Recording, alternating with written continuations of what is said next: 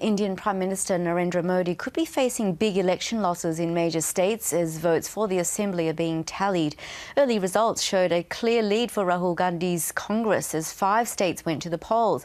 But it's still too close to call, with the ruling BJP showing a late comeback. This comes as India's central bank governor Urjit Patel announced his surprise resignation. Well, for more, I'm joined in the studio by Pradeep Taneja, a fellow at the Australia-India Institute. Thanks so much, Pradeep, for coming in again and talking to us on the world. Now, where do you put the results at the moment?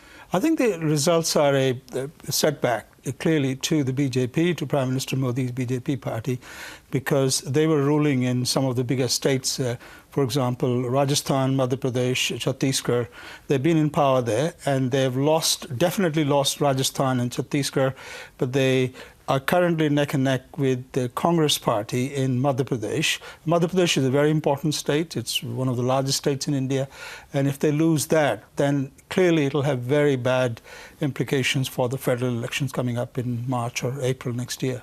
Well, has it been a case of the BJP losing or the Congress party winning? What have they done right that... that Modi has got wrong? As they say, it's the governments that lose elections rather than oppositions winning them. But clearly BJP has been in power in some of these states, particularly in Madhya Pradesh. The current Chief Minister of Madhya Pradesh had served 3 terms.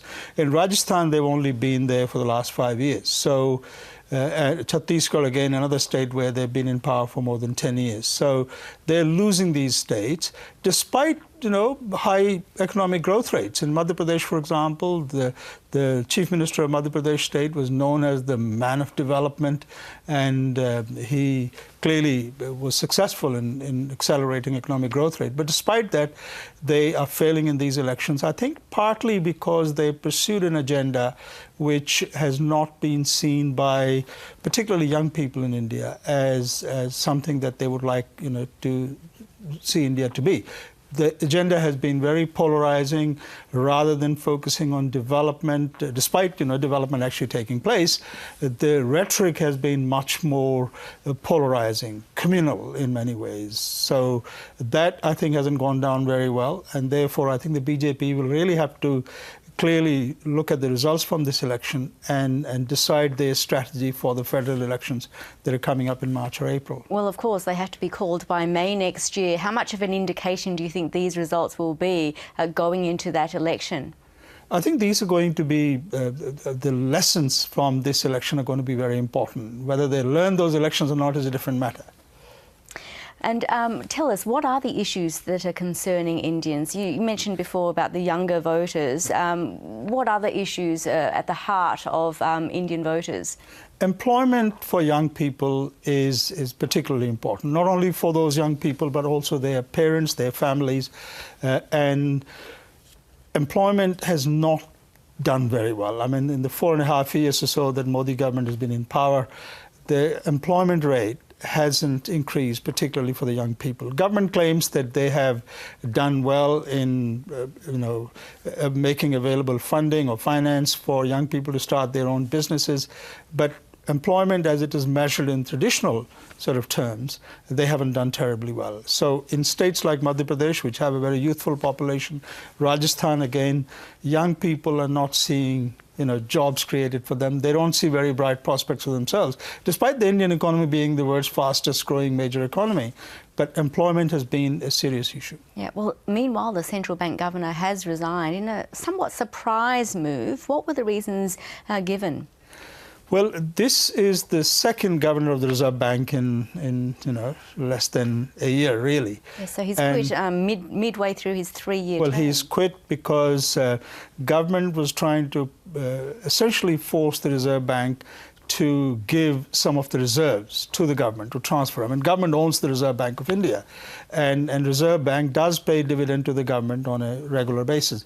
But the government has been focusing on the reserves. They see the large pool of reserves that the central bank has, and they have been trying to push the Reserve Bank to give part of those reserves so that they can actually reduce the fiscal deficit, and they can also have money in the kitty for the next election campaign. How much of a concern is the central bank's independence? It's certainly very important. I mean, the central bank in any market economy plays a very important important part in managing the monetary policy, and therefore the autonomy, and not only autonomy in reality, but particularly in perceptions of the market, the autonomy of the central bank is very important, and this certainly is going to have an impact on how the Indian economy or the management of the Indian economy is seen by the markets.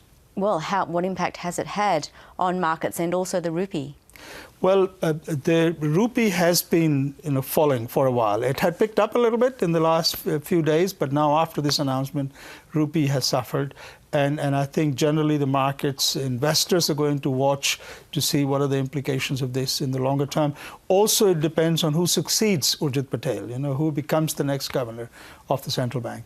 There has been a bit of a tiff between the governors of the Reserve Bank, governor and deputy governor, and the board. Particularly, Modi government had appointed a very right-wing accountant as a member of the board of the Reserve Bank, and he's been pushing the management of the Reserve Bank of India to ease lending criteria so that the banks in India, particularly the public sector banks, can lend more money to small and medium enterprises. And that really has been the bone of contention, because BJP's main constituents are small and medium enterprises.